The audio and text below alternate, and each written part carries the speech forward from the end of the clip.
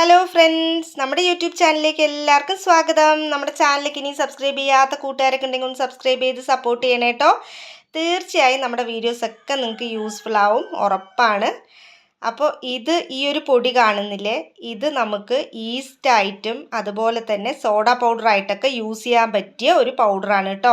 നമുക്ക് ഈസ്റ്റും സോഡാ പൊടിയൊക്കെ നമ്മൾ അപ്പം ഉണ്ടാക്കാനും അതുപോലെ തന്നെ ദോശ, ഇഡ്ഡലി, മാവിൽ വടയൊക്കെ ഉണ്ടാക്കുന്ന സമയത്തൊക്കെ നമ്മൾ യൂസ് ചെയ്യാറുണ്ട്. പക്ഷെ നമുക്കത് യൂസ് ചെയ്യുന്ന സമയത്ത് നമ്മൾ അത്ര കംഫർട്ട് ആയിരിക്കില്ല. അത് നല്ലൊരു സോഫ്റ്റായിട്ട് കിട്ടാൻ വേണ്ടിയിട്ടാണ് നമ്മളതൊക്കെ യൂസ് ചെയ്യുന്നത്.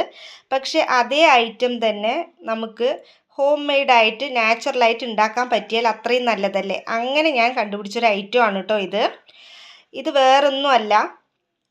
നമ്മൾ മാവുണ്ടല്ലോ, ദോശയ്ക്കും ഇഡ്ഡലിക്കൊക്കെ എടുക്കുന്ന മാവ്, ആ മാവ് ലാസ്റ്റ് ആവുന്ന സമയത്ത് കുറച്ച് പുളിച്ചിട്ടുണ്ടാവുമല്ലോ. നമ്മൾ യൂസ് ചെയ്ത് ആ മാവ് അടിയാവുന്ന സമയത്ത് കുറച്ച് പുളിപ്പായിട്ടുണ്ട്. അപ്പോൾ നമ്മളത് വെറുതെ കളയാറാണ് പതിവ്. ആ പുളിച്ച മാവിൽ ദോശ നമ്മൾ മാക്സിമം ചുടാറില്ല.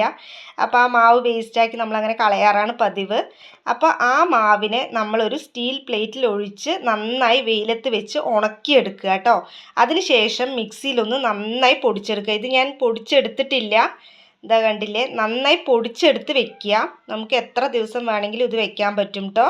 അപ്പോൾ ദോശ, ഇഡ്ഡലി, അപ്പം അതുപോലെ തന്നെ നമ്മൾ വടയൊക്കെ ഉണ്ടാക്കുന്ന സമയത്ത് ഇത് കുറച്ച് അതിൽ യൂസ് ചെയ്താൽ മതി. സോഡാ പൗഡർ എവിടെയൊക്കെ യൂസ് ചെയ്യേണ്ട ആവശ്യം വരുന്നു അവിടെയൊക്കെ നമ്മളിത് യൂസ് ചെയ്ത് കഴിഞ്ഞാലുണ്ടല്ലോ നല്ല ടേസ്റ്റ് ആയിരിക്കും. നിങ്ങൾക്ക് ആ സോഡാ പൊടി, ഈസ്റ്റ് യൂസ് ചെയ്യുമ്പോൾ കിട്ടുന്ന അതേ റിസൾട്ട് തന്നെ ഇതിലും കിട്ടും. നന്നായിട്ട് ആ ഒരു മാവ് പൊന്താനും പുളിക്കാനും ഒക്കെ നന്നായിട്ട് ഹെൽപ്പ് ചെയ്യും. അതുപോലെ തന്നെ നമ്മൾ വടയിൽ യൂസ് ചെയ്യുന്നത് അത് സോഫ്റ്റ് ആവാൻ വേണ്ടിയിട്ടൊക്കെയാണല്ലോ. അപ്പോൾ അതൊക്കെ ഉഴുന്ന് വടയിലൊക്കെയാണ് നമ്മൾ മാക്സിമം യൂസ് ചെയ്യാറ്.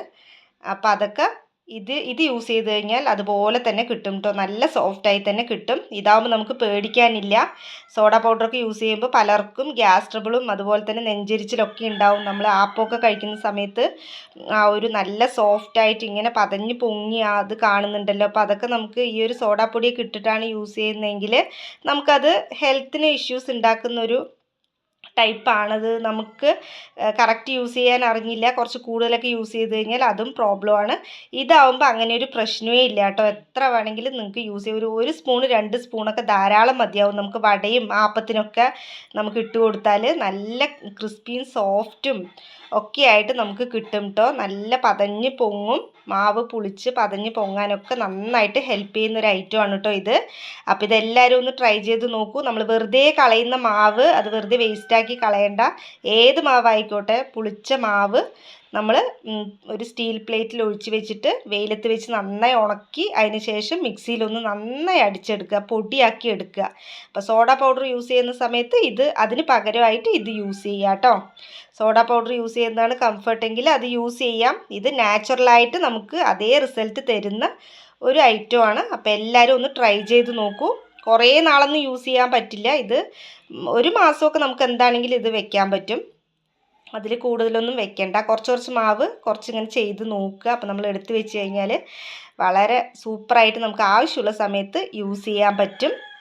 അപ്പോൾ ഈ ഒരു ഐറ്റം നിങ്ങളൊന്ന് ഉണ്ടാക്കി നോക്കൂ. നാച്ചുറലായിട്ട് ഉണ്ടാക്കുന്നതാണ് എന്തുകൊണ്ടും നമുക്ക് നല്ലത്. ഹെൽത്ത് വൈസ് ആണെങ്കിലും എല്ലാവർക്കും നല്ലത് അതല്ലേ. അപ്പോൾ നമ്മുടെ വീഡിയോസ് നിങ്ങൾക്ക് യൂസ്ഫുള്ളായി തോന്നുന്നുണ്ടെങ്കിൽ ചാനൽ സബ്സ്ക്രൈബ് ചെയ്യാനും സപ്പോർട്ട് ചെയ്യാനും ഒന്നും മടിക്കരുത് കേട്ടോ.